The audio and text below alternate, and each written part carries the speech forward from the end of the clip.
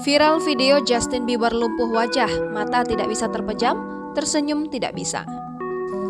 Penyanyi pop asal Kanada Justin Bieber mengumumkan kabar buruk tentang kondisinya. Justin Bieber menderita kelumpuhan sebelah di wajahnya. Hal ini membuat sang bintang kesulitan untuk memejamkan mata hingga tersenyum.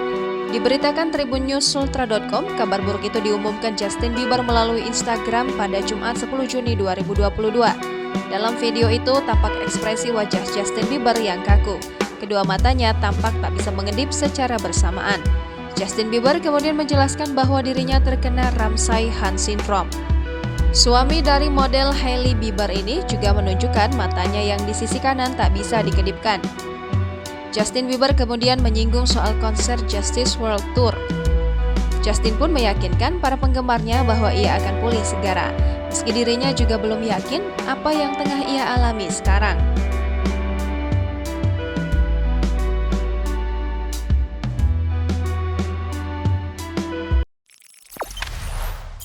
Jangan lupa subscribe, share, komen, dan like ya!